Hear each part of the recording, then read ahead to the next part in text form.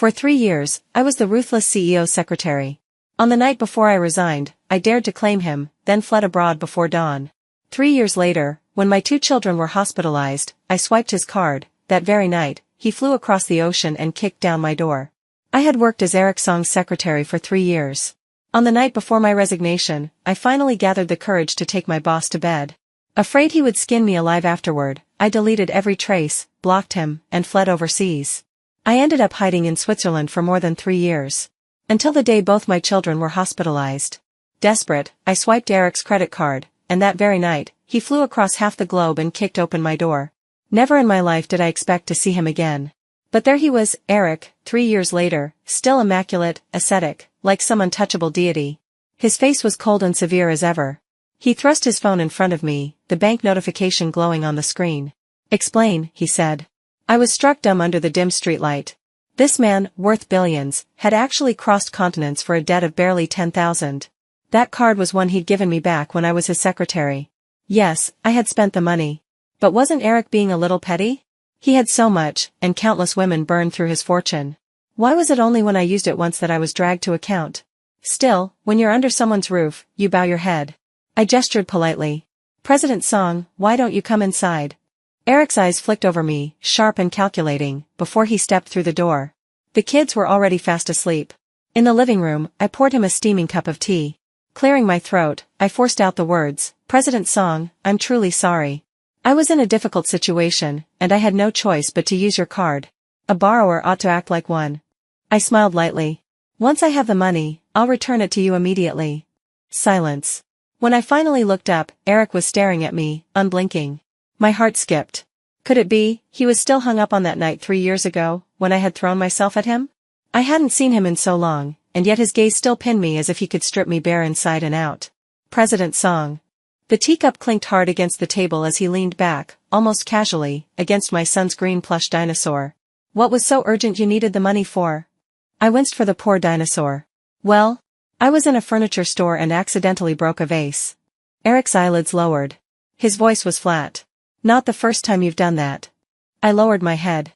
True enough. It wasn't the first mess he had cleaned up for me.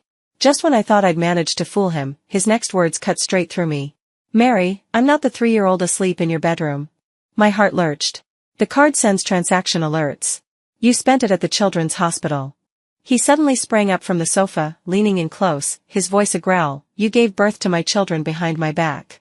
Almost instinctively, I retorted, "They're not your children." The air froze between us. The doorbell rang. Eric strode over to answer it before I could stop him.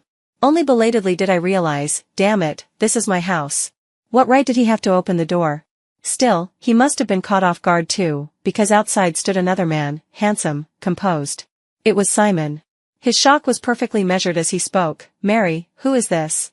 Eric remained silent, but his eyes demanded an answer. I quickly took the medicine from Simon's hand, scolding lightly, "You took forever just to pick up medicine." Catching my signal, Simon shrugged off his coat and stepped inside as if it were his own home. Traffic was bad. Clever as always, Simon had understood instantly. Eric's expression stiffened, waiting for my explanation. "This is my former boss, Eric Song, President Song," I said smoothly. "And this is my husband, Simon." Simon extended a friendly hand. "President Song, hello.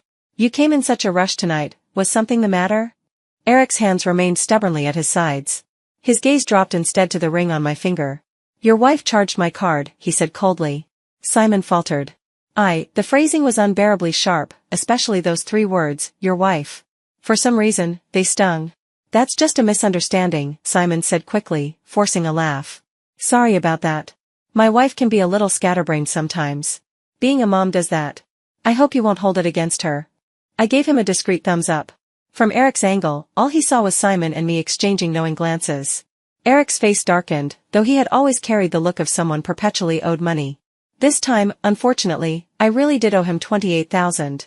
I nudged Simon, who stepped forward to smooth things over. "President Song, I'll transfer the money back to your card later. Apologies for the trouble." Without a word, Eric opened the door and left, leaving Simon and me staring at each other. By the time we chased after him, he had vanished. Back inside, Simon was panting. "So that's where Jaden got that insufferable attitude. Turns out he learned it from his father." I glanced toward the bedrooms, dazed, and murmured, he really hasn't changed at all. Simon flopped onto the sofa with a huff. And that's the man you like? Seriously? Still reeling from Eric's sudden appearance and equally sudden departure, I whispered, maybe it's exactly that.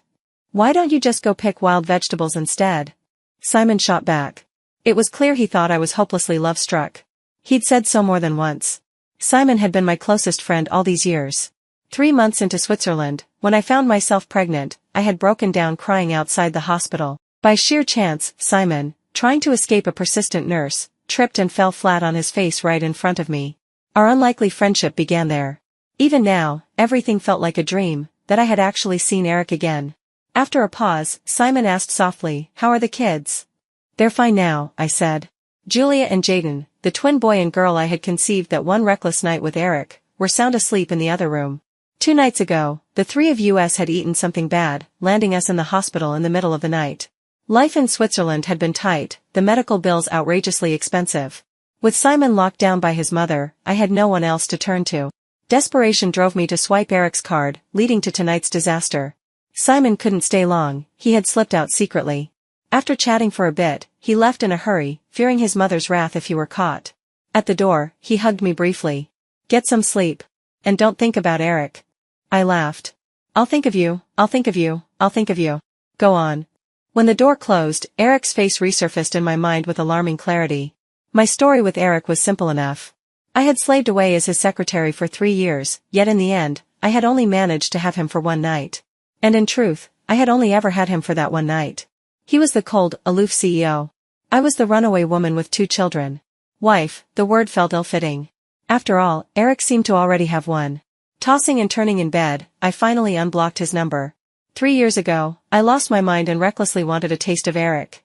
Then, like a thief running from the scene, I bolted, deleting every contact, blocking every trace, terrified he might come after me. I fled to Switzerland and stayed there in hiding. But tonight, for the first time, it struck me that maybe, just maybe, he hadn't cared about that night at all. The children were growing. Sooner or later, I would have to tell him. Even if it cost me my life. As I wrestled with the thought, my phone buzzed at the worst possible moment. Eric, you owe me $28,000 today. I rubbed my eyes, wondering if I was seeing things. Damn it, Eric. That was Eric. I remembered how, in the past, he would casually drape diamond bracelets and $1 million necklaces onto whatever woman accompanied him to an event. My eyes had gone dry just watching. And now, he was hounding me for $28,000? Either his company had gone bankrupt, or he had some other intention toward me. I thought about everything between us over the years, and firmly rejected the latter. After graduation, I had fought my way through countless applicants to land at Eric's side. Since he was also parachuted in with no old ties, I managed to secure the position of his secretary. From then on, I trailed him everywhere. By day, clients praised us, by night, Eric tore me apart with criticism. He was harsher than most, not just with me, but with himself, too. Our worlds were entirely different, we needed no comparison of family backgrounds to see that. Sometimes I cried in frustration, but he never had a kind word. Not once did he buy me even a trinket, no necklace, no bracelet. Heartless capitalist. All he ever gave me was endless reviews, and more reviews. Looking back, I realized he was gentle with everyone else, only with me was he relentlessly strict. He never gave the slightest sign of romantic interest. Just as I thought this, my phone buzzed again. Eric? Concise as ever, that was his style. I didn't reply. What could I say? Eric, got a minute? Even after 3 years, the pressure of facing Eric came rushing back. So, I transferred the $28,000. Me, President Song, this is the money I used from your card today. Eric, didn't you say your husband would pay me back? Where is he? Me, he's asleep beside me. After that, 2 minutes passed. Silence. 10 minutes. Still nothing. Half an hour later, I was still tossing and turning, my mind stuck on memories of Eric. Infuriating. That night, I drifted in and out of restless dreams. The next morning, Simon's call woke me. Yesterday Eric had people digging around, trying to find out about you and the kids. I redirected things back to him. Groggy, fumbling for my slippers, I muttered, why is he asking about me?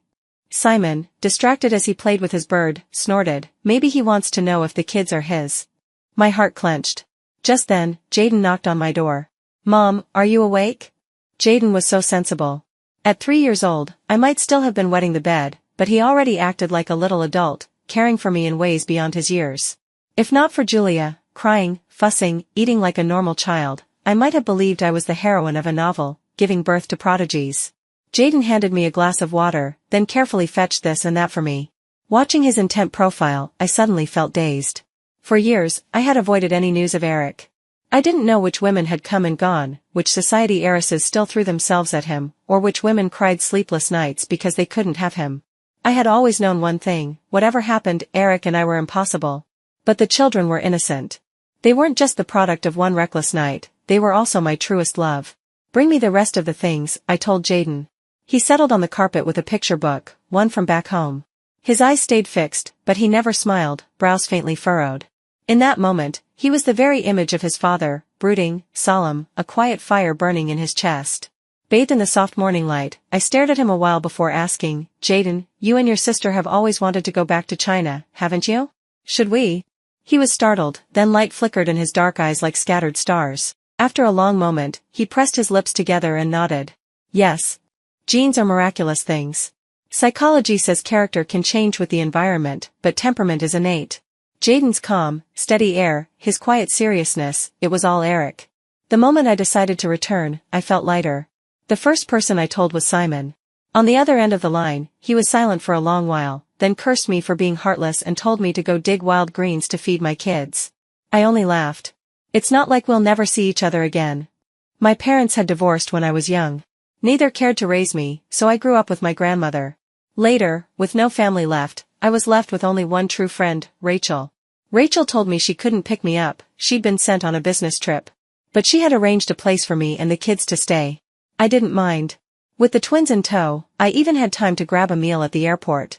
During dinner, Julia demanded to go to the restroom. The restaurant had no child-friendly facilities, so Jaden stayed obediently at the table while I took her. When we came back, Julia skipped along happily, clutching 2 rose candies, looking around for Jaden. But the restaurant was crowded, and his seat was empty. Jaden was always obedient, he would never run off. My heart lurched. I rushed to the staff and had them pull up the surveillance footage. On the screen, a waitress was seen chasing after Jaden at a startling pace. My pulse quickened in step with hers. Julia and Jaden were my life. Losing either one would break me. My voice trembled as I called the police. Other employees murmured among themselves, that woman got divorced. Her husband and mother-in-law took her 2-year-old away, and within 2 months, the child died of acute leukemia. She never even got to say goodbye. As a mother, I knew what that pain must be like. And it made me all the more terrified for Jaden. When the police arrived, they brought me to a suspension bridge nearby. My eyes burned as I spotted Jaden, clutched in the arms of that waitress, standing dangerously close to the edge. Facing her was a tall man who looked strangely familiar. I couldn't hear what they were saying. I tried to rush forward, but an officer pulled me back, warning me not to act recklessly. I had no choice but to inch closer. The woman screamed, her voice raw, while Jaden's eyes rimmed with red. He was terrified, but not a sound escaped him. The man was speaking, low, steady, soothing. I couldn't make out the words, but it was clear he was trying to talk her down. Slowly, the woman's eyes seemed to lose focus. He edged closer, step by step. Then, in one swift motion, the man lunged, yanking Jaden from her arms and rolling across the ground with him. The police pounced immediately, restraining the deranged waitress. I ran to Jaden, who was still cradled protectively in someone's arms, tears streaming down his little face. It felt as if I had brushed past the gates of hell. My heart was hammering, ready to leap out of my chest. And then, at last, I saw the man clearly. Eric. My mind went blank. I couldn't even begin to wonder why he was here.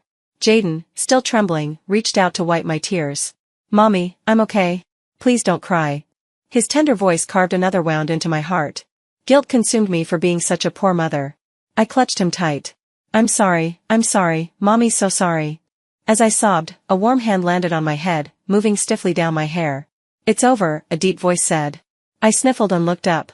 Eric's face came into focus, handsome, chiseled like jade, though a cut marred his skin, likely from the rescue. His brows knitted ever so slightly. My mind was still reeling, words stuck in my throat. Eric. Eric. 2 voices rang out together. We both turned to see a figure hurrying toward us. A woman. Jenny Mang, Eric's fiancé. Or rather, she had been 3 years ago. One glance at her ring finger told me everything, they were married now. Jenny instinctively stepped in front of Eric, blocking me from his sight. Eric, are you hurt? How could you do something so dangerous? You scared me to death. Her barrage of questions jolted me back to reality. I loosened my hold on Jaden and retreated a step. Eric's brows furrowed again, displeased. Why are you here? Trouble at home? I remembered how he had always admired her. Strong, capable, with the perfect family background, and skilled at charming elders. But his blunt question left Jenny flustered. I hesitated, wondering if I should step in to thank him. After all, he had saved Jaden. Leaving without a word seemed wrong. But the next moment, Eric bypassed Jenny and strode directly to me. His gaze landed naturally on Jaden, and Jaden, from the safety of my arms, peeked back cautiously at him. Father and son, staring at one another, it made my heart pound uneasily. I took another step back. President Song, thank you for today, I said quickly. Allow me to treat you to a meal another time. The child is still shaken, I'll take him home now. I hadn't even turned before Eric's hand closed firmly around mine. When did you come back? His eyes flicked thoughtfully to a detail on Jaden's clothes. And why didn't your husband return with you? Thinking of that so-called husband who could hardly protect himself, I forced a smile. He's busy. Then another day, you can treat me to that meal. As he spoke, Eric plucked a stray hair from Jaden's clothes, slipping it casually into his palm. Panic surged. The very thing I feared most was happening before my eyes. President Song. I cried, voice trembling. His reply was cold, cutting. If I want to investigate, Mary, you can't stop me. I nearly forgot, in these 3 years, what kind of man Eric truly was, relentlessly efficient, terrifyingly logical, a man of absolute authority. A born leader who tolerated nothing but results. In that instant, only one thought filled my mind, run. Jaden tugged at my sleeve. Mom, I want to go home. I snapped back to myself. Yes, sweetheart. Let's go home. This time, Eric said nothing.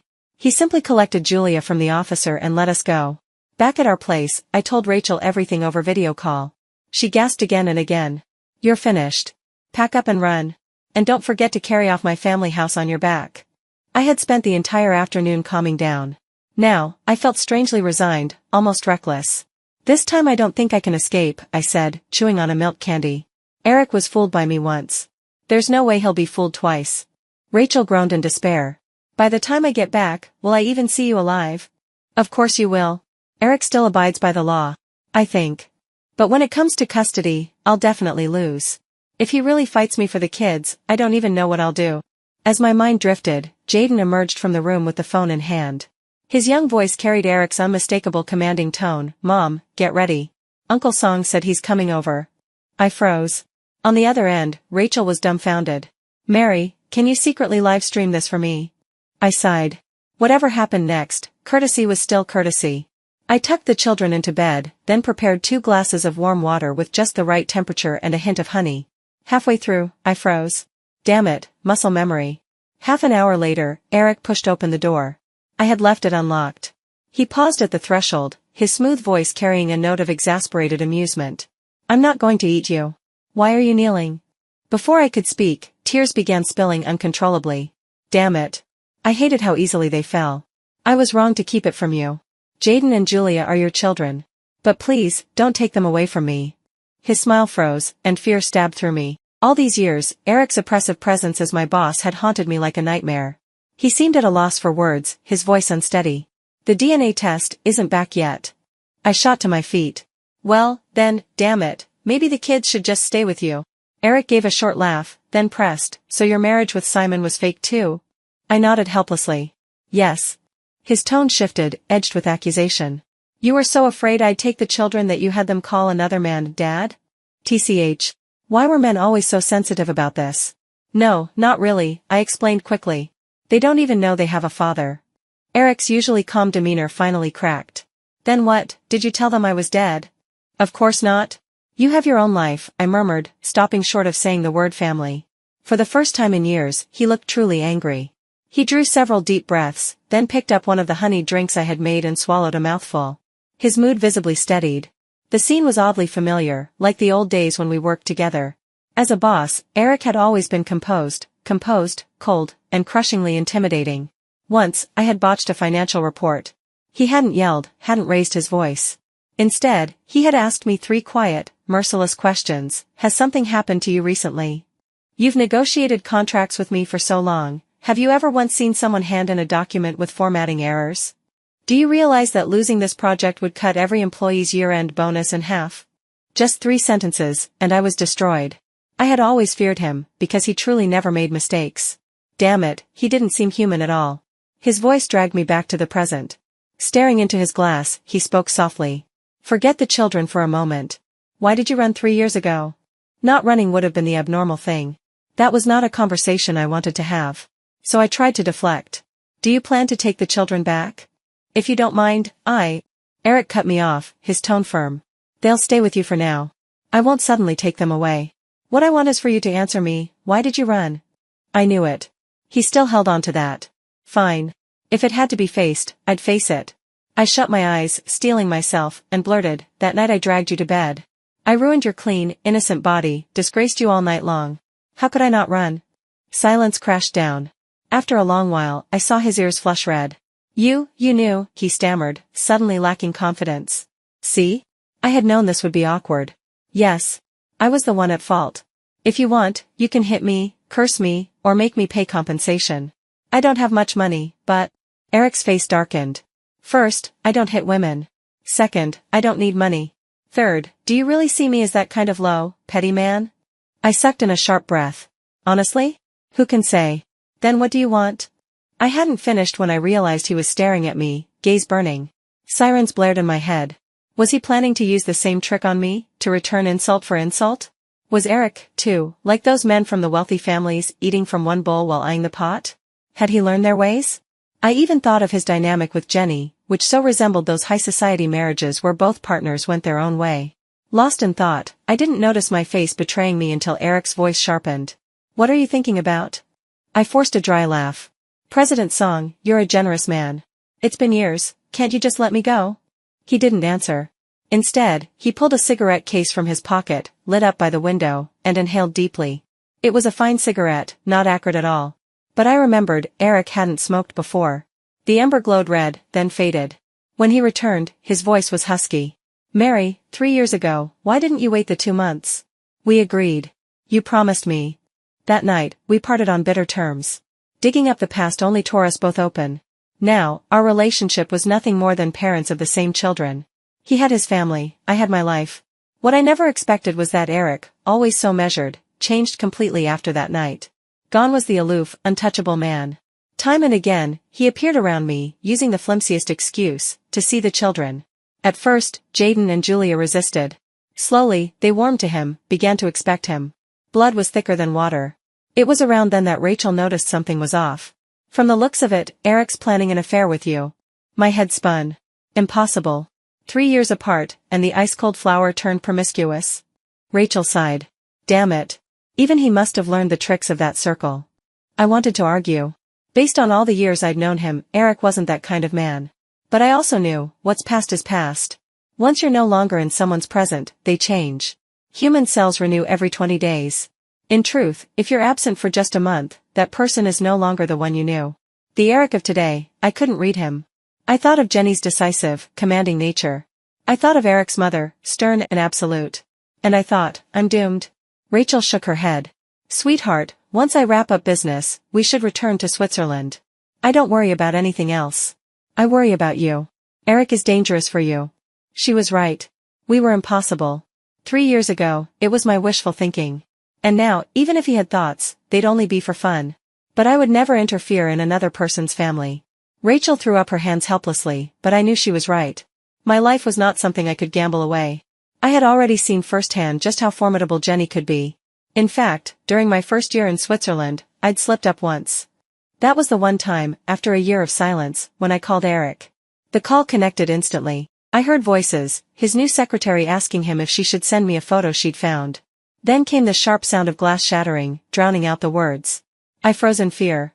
And then Jenny's calm, steady voice came through the line. Eric's in a bad mood right now. May I ask what this is regarding? In the end, I hung up with a pitiful, wrong number. Of course it had been wrong from the start. But just before the line went dead, Jenny had caught my voice. Mary, is that you? She asked, her tone suddenly gentle. Next week we'll be engaged.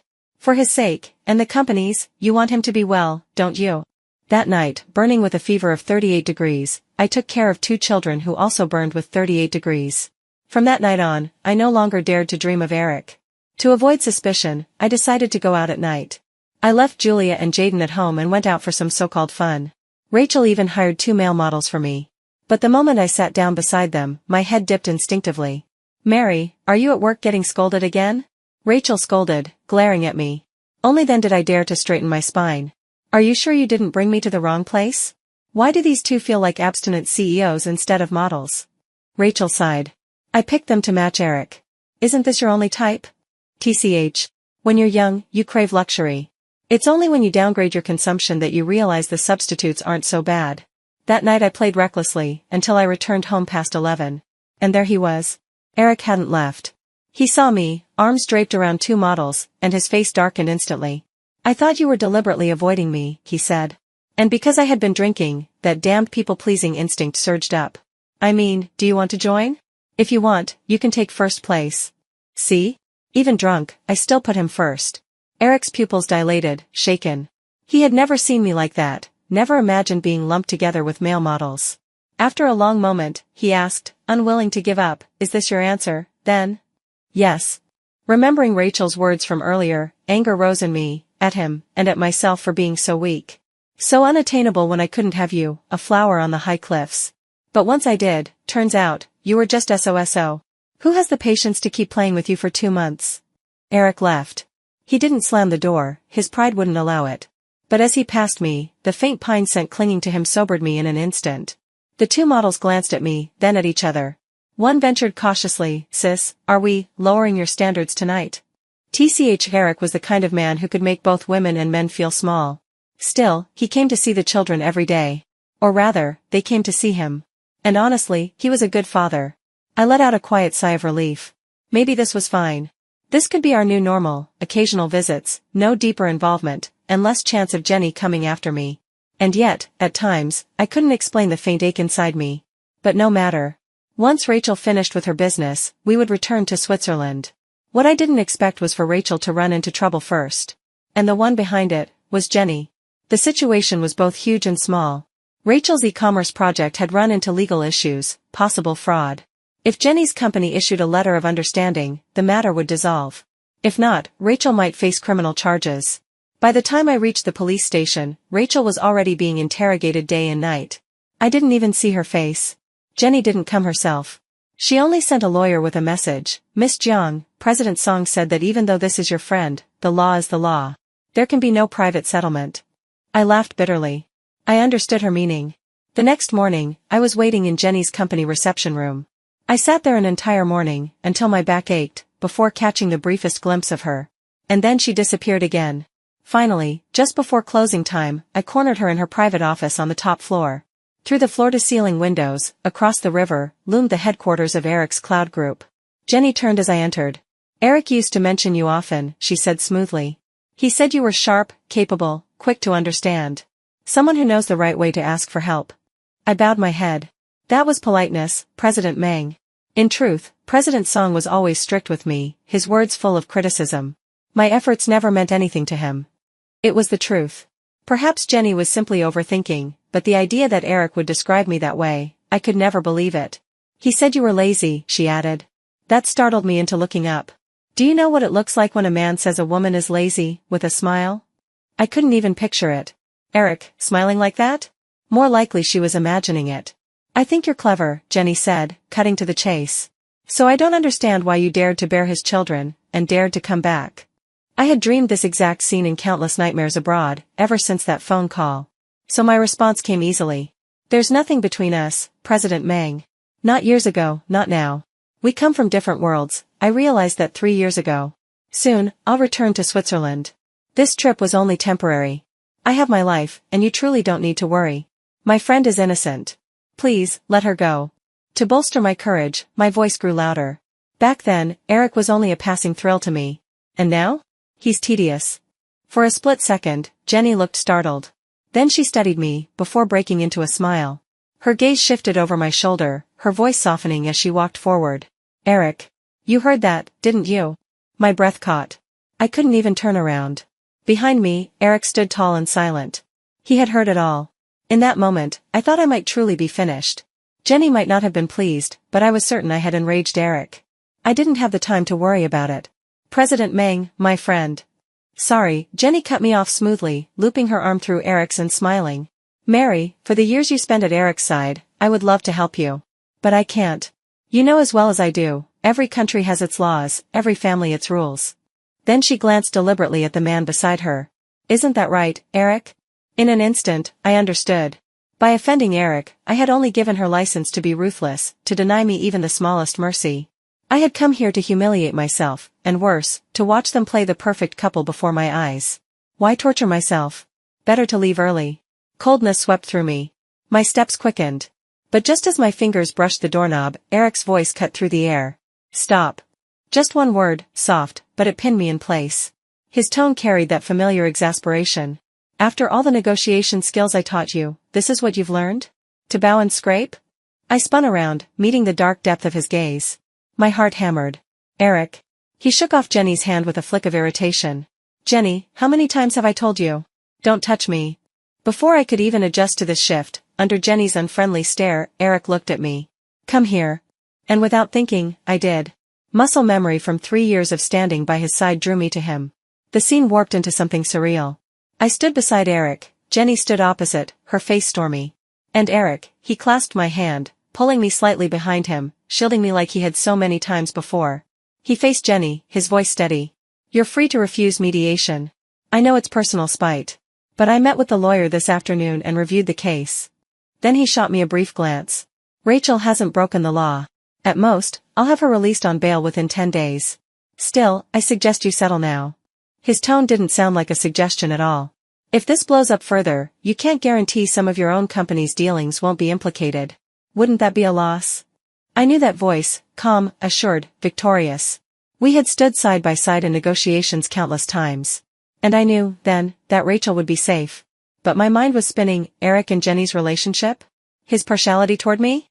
Jenny's expression collapsing before my eyes? Eric, you're threatening me for her? Jenny snapped. Did you not hear what she just said? From start to finish, she treated you as nothing but a toy. Cold dread pricked my spine.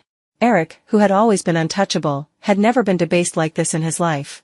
I tried to pull my hand free, but he held firm. That's between her and me, he said flatly. Then, without hesitation, as for you, what are you, exactly? Eric had always been impeccably polite. In 3 years by his side, I had never heard him speak such blunt, discourteous words. His departure from character left me shaken. Perhaps he and Jenny had already soured after marriage. In wealthy families, marriages of hatred far outnumbered those of love. Without another glance back, he pulled me out of Jenny's company. Behind us, the crash of shattered objects filled the air as Jenny destroyed everything within reach. Heat flowed from his palm into mine, steady, unyielding. In the thick twilight, I had the strange sensation that we were escaping the world together. Not until we got out of the car did Eric finally let silence rule. I forced a smile, feeling the weight of his help. President Song, would you like to come in for dinner? He said nothing. Desperate to ease the tension, I babbled on. You know, in these 3 years I've gotten really good at cooking. Curry chicken, spicy rice noodles, you used to love pearl soup, didn't you? I can still make. His eyes sliced toward me, glacial. I shrank back instantly. I hadn't forgotten the cruel words I had thrown at him earlier. Maybe my flinch softened him. He sighed, pulled a cigarette from his pocket, and stepped out into the night. It was December. Wind slipped through the cracks of the car and into my clothes. I shivered, watching his profile illuminated by the flame. For a fleeting moment, he looked lonely. Perhaps that was better. Rachel had been right, Eric's pull on me was far too strong. Without him, I rarely thought of him. But seeing him again, I could not control my heart. Reason demanded morality, demanded distance. But I was drowning in emotion, clumsy and ashamed. No matter what he thought of me, or of the things I had said, I couldn't afford deeper entanglement. While he finished his cigarette, I sorted my mind. By the time he slid back into the driver's seat, I had arranged my mask. President Song, I said softly, thank you for helping me today.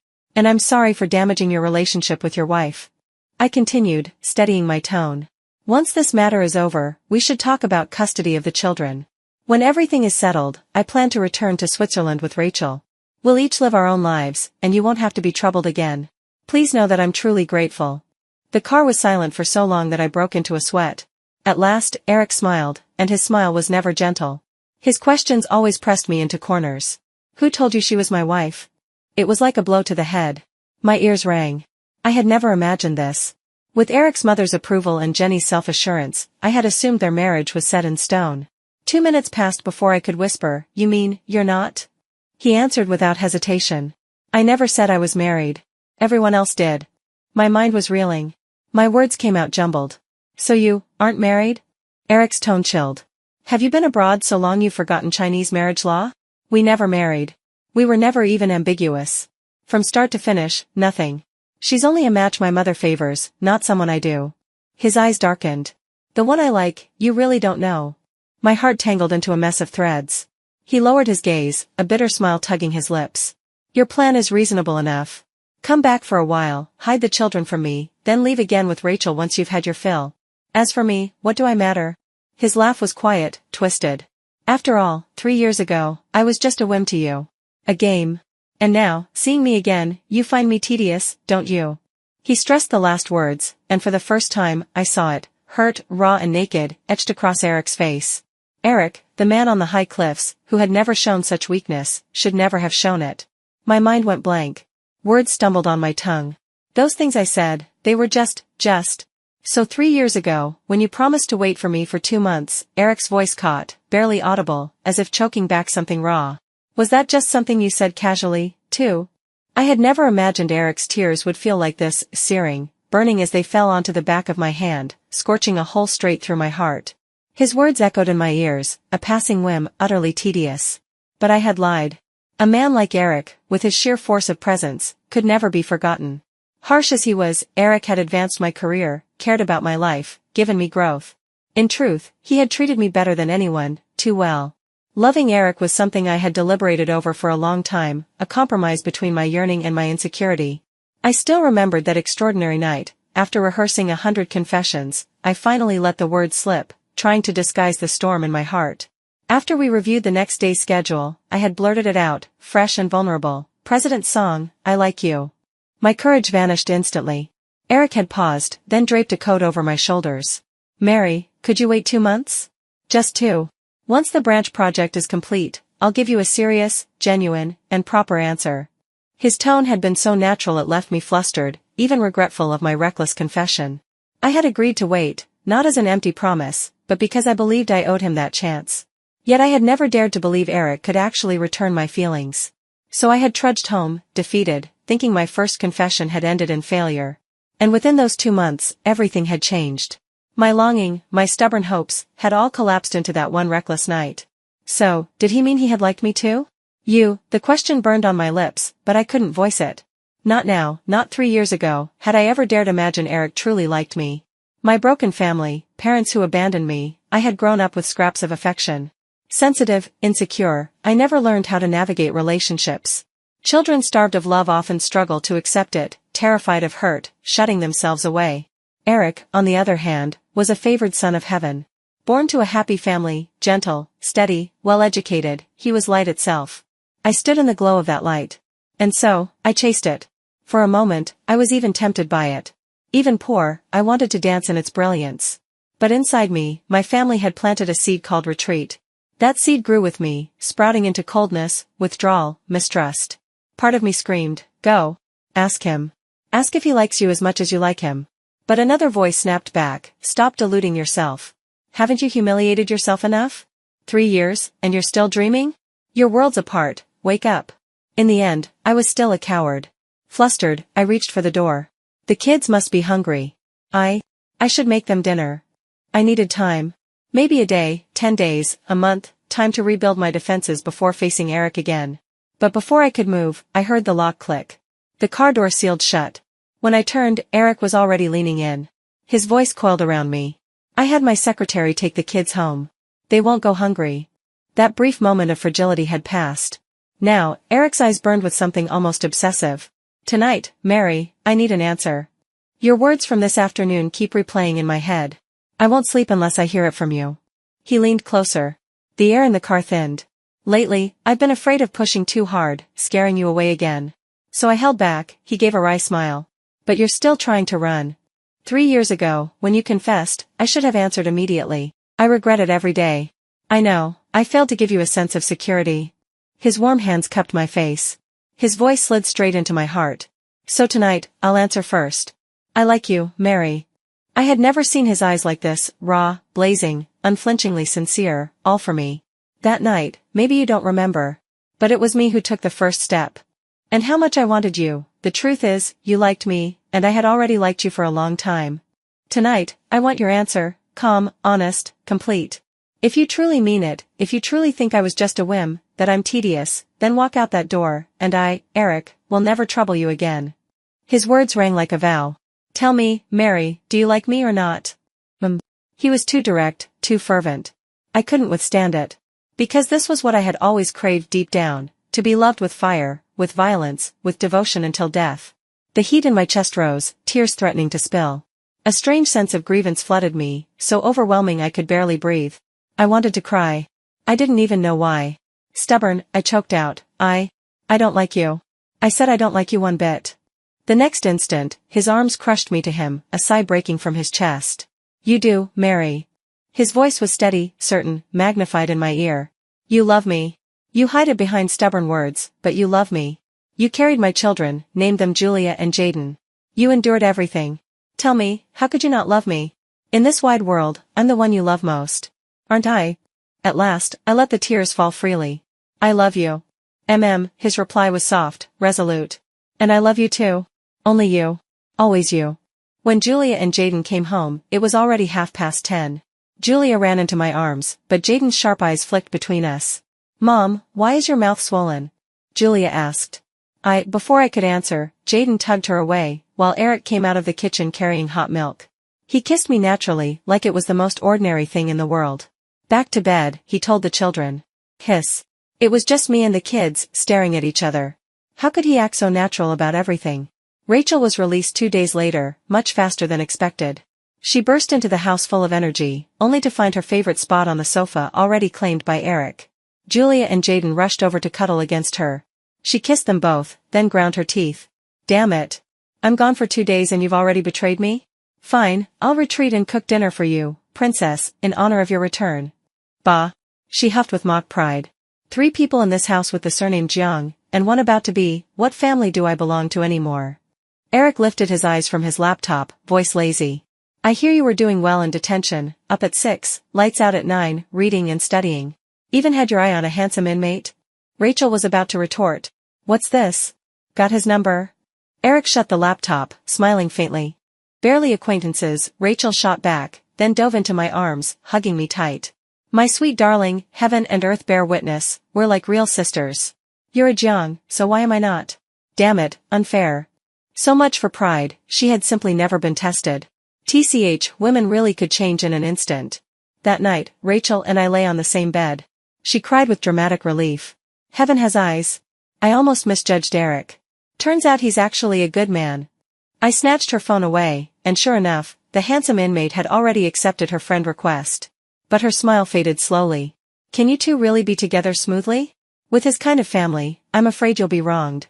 And 3 years ago, why didn't he accept your confession then? Why wait 2 months? Did you ever ask? Don't let love cloud your head. Don't forget reality. I turned off the light. In the darkness, I felt even more awake. Go to sleep. I'm tired. Rachel was right. What stood between Eric and me wasn't just 3 years. We had countless problems unresolved.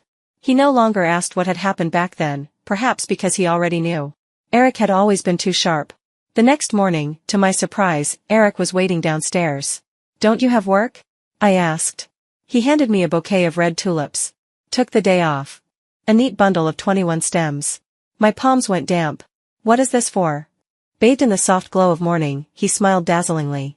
What's a confession without flowers? Red tulips, passionate confession. Yesterday was unplanned. Today, I'm making it right. My heart thudded wildly. I turned to go upstairs to put the flowers away, but he caught my hand. No rush. First, I'm taking you somewhere. He tugged me into the car. On the way, I asked, where to? He took one hand off the wheel to hold mine. To see my mother. My flinch did not escape his notice. The Song family estate was in the suburbs. By the time we arrived, it was nearly noon. I lingered in the car, reluctant to step out, until Eric took my hand. I didn't sleep at all last night. As he said it, I noticed the dark circles beneath his eyes. I kept thinking, maybe I was too harsh with you as your boss. Maybe my family was too complicated, giving you no sense of security, making you fearful, making you run. I'm sorry. But I want you to know, this love isn't just you running toward me. I've been running toward you too. Not only today. 3 years ago as well. So don't be afraid. Trust me. This time, I will make it right. So he did know what had happened 3 years ago. I remembered when I had just graduated, joining Eric's side. Our first contract negotiation together, he was a parachuted newcomer, and I was green and trembling at the door, clutching the file with shaking hands. Eric had noticed, draped his coat around me, and said the very same words, "You only need to do what you've prepared. Trust me." That day we won our first battle together. And in the battles that followed, my trust in him grew far beyond reason. It had become a bone-deep habit. My eyes stung as I looked at him. Slowly, I reached for his hand. Meeting Madame Song again still chilled my back. She was the picture of warmth and grace, but I had long since learned, warmth did not mean the absence of pressure. A week after Eric's confession, she sent me an invitation. I had imagined all kinds of scenarios, a slap across the face, a $5 million check, a warning to stay away from Eric or be blacklisted forever. But none of that happened. She kindly explained the differences between teas, praised my work, thanked me for standing beside her son. She bought me designer dresses worth a fortune. I was flattered, even delighted. Growing up, I had never received maternal affection like this, and from the mother of the man I loved, no less. But by the end of the day, my joy shattered. Our last stop was a beauty clinic. The woman who greeted us was my biological mother. Her face had long blurred in my memory, yet the moment she bent in welcome, I recognized her instantly. Perhaps it was the clinic's first time receiving such a wealthy client. Or perhaps Madame Song was simply generous. This video is an original work of the YouTube channel Romance Grove and is published exclusively on this channel. Please don't re-upload or share it on other channels. As we entered a private room, Madame Song said casually, "Make sure to take good care of this pretty young lady." And then my birth mother turned to me with a smile I had never dared hope for. That gentle expression, I hadn't even dreamed of it. But I couldn't forget her disdain when she abandoned me. I couldn't reconcile that memory with the meticulous, smiling woman standing before me now. She patiently asked about my feelings, cared about my comfort, drew me into casual conversation, and whispered gentle reassurances. Under her coaxing, I forgot reality. I became again that 6-year-old girl, simple-hearted, desperately longing for a mother's love. I told her nearly everything about my unhappy childhood, running a fever of 39 degrees while clinging to a madman on the street, refusing to let go, even as others mocked me because the way he called my name sounded like my father's. At 8 years old, following a figure I thought looked like my mother, only to be tricked and beaten half to death. When I returned, I stayed silent for 2 months. At university, bullied so badly I once thought of giving up on life. By then, Grandma was gone too, and I was left completely alone. Life had never been stingy with suffering. It had given me more than my share. Deep inside, perhaps I still held a fragile hope, that maybe, somehow, she would recognize me. That she would feel pity for me. That maybe she had once regretted leaving me so cruelly in that snowy winter, when I was only 6. But, no. When the service ended, so did the tenderness. Her parting words were, "Miss, if you're satisfied with the service, you're welcome to come again next time." And at the door, unbeknownst to me, Madame Song had been watching my sordid past unfold. She finally laughed. "Who says money can't buy love?" In that instant, humiliation surged through me, burning my cheeks. I finally understood, she had been playing with me all day. Like in those Cinderella dramas, pairing a prince with a pauper. Only here, she had used money to measure love. How could she? But why not? With enough money, love could be bought, and taken away. A mother's instinct hadn't made my birth mother pity me, but money had. For those who spend their lives struggling for scraps, love is hardly a necessity. As for leaving Eric, she hadn't tried to dissuade me. She only showed me, viscerally, what class was. What family background meant.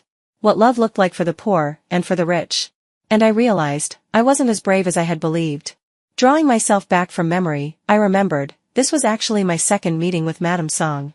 She was still gracious, still warm, but her eyes never lingered on my face. She asked Eric, "So this is your decision?" At my side, he nodded. "Yes." And then I felt it, the strength of his grip, the unspoken promise in it, there would be no one else. For the first time, her kindly face twisted into something sharp, mocking. "You love her so fiercely. But do you really think her love for you is just as steadfast?